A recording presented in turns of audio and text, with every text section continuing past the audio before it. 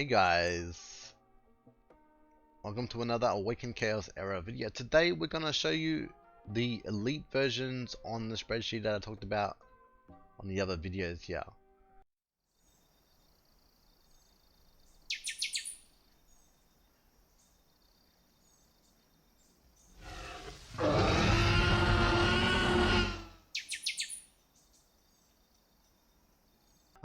First of all, we have Connor. I do recommend him in a warrior and a face set purely because he does heals based off attack and he does a very good champion to survive.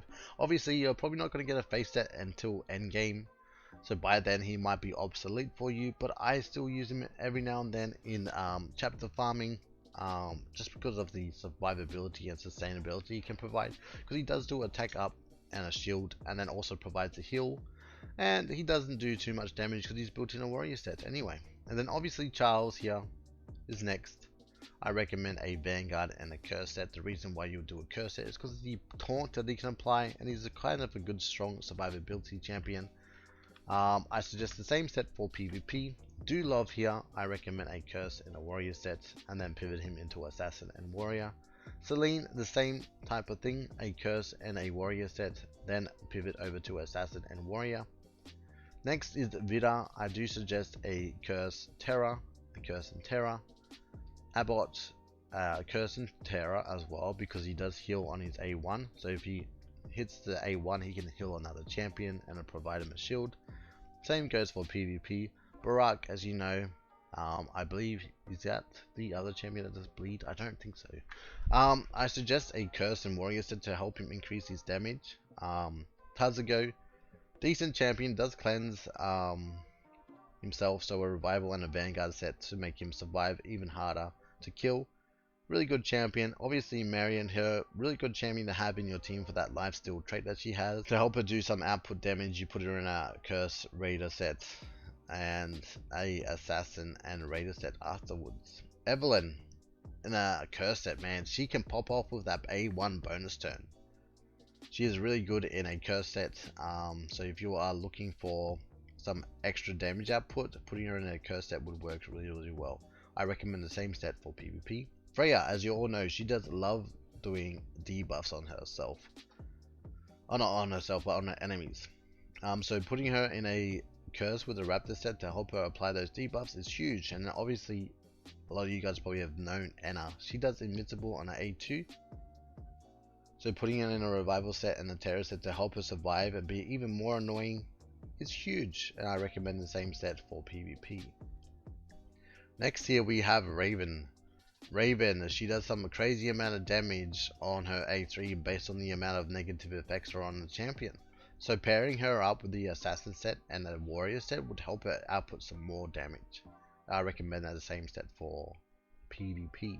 Alzul, as you all know, he does some sneaky poisons. So basically, when an enemy dies, he does a poison explosion that I think does for 3 turns. So he applies quite a nice amount of poison. So if you need another poisoner, he will be the one to go for. A curse set and a terror set for him in PvE, revival and terror set for PvP. Hewlands, I would recommend a curse and a raptor set because he does unhealable and no positive effects quite often on his A1 ability, viable champion. Then obviously for PvP, I would recommend pivoting over to a revival and a raptor.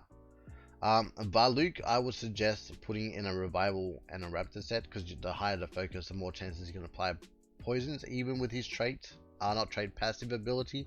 If his focus is too low, he will still get resisted on his A2 passive ability, so be completely aware of that. And I recommend the same sets for PvP. CC, a very annoying champion. Build her as attack champion. She's kind of like Connor, except for her A3 she possesses a champion, so she attaches them like kind of like Yumi in League of Legends. So she becomes untargetable and she does quite a lot of damage, especially with joint attack. So her with a let's say you have a raged out Jacob, those two combos could work really well together. So I recommend a warrior and a raider set for them. Rodria, obviously you all use her probably for queen at some point and maybe still use her. I recommend a terror and a guard set, same for PvP. Karluk here, I recommend a revival and raider set. Same for PvP. And then Maluk, I recommend a Assassin and Warrior set and a Cursed and Warrior set for him there. Maluk here, very good champion, does joint attacks based on frozen champions, would work really well with TR or Myla in the team for the extra damage output, so I would recommend a Cursed and a Raptor set for him. Elson does some crazy amount of damage, does some true damage on his kit. I can't remember which skill it was, but he does some true damage. So a Assassin and a Warrior set would be amazing on him. And then obviously the same for Zachary, because of his trait. When they're below 50% health, he does get a bonus turn, or like a passive, kind of like Sierra. And Assassin set could proc on that to do a little bit more damage, and that is why you would do that. And then obviously best in PvP would be a Cursed and Warrior. Joseph, as you know, is a very good champion, does attack up for 3 turns and cleanses and all that stuff. So I recommend a Terra and a Raider set. Same for PvP. Bauk, I recommend a Cursed Raptor set. Same for PvP. Mary, a very good champion, does a A3 invincible, a bonus turn, and cleanses champions. So I recommend a Revival and Terra set. Same for PvP. Rago, I recommend a Revive and Focus set, and a Curse and Focus set for PvP. Roki, as you know, very good champion, does a taunt, does have reflect damage to himself, not to himself but to the enemy, has a very strong A2 self revive, and just a very strong survivability champion, so I recommend building him in a Terra and a Revival set. Same for PvP. Raruk, I recommend a Revival and a Warrior set for. Same for PvP. The reason why is because he does heal himself, as I'm sure you have seen him in Endless Trials, even Void Tower, I'm sure he's there, and mainly Endless Trial. He's quite annoying in Endless Trial because he does heal quite a lot. And then obviously last champion here is Muros. I do recommend a Curse and a Terra set for him there, and then pivoting into a Assassin and Terra set later on for PvP. That's the end of the video, guys. If you do have any questions or any why these champions are here, feel free to leave a comment in below, and I'll see you guys in the next video. Take care.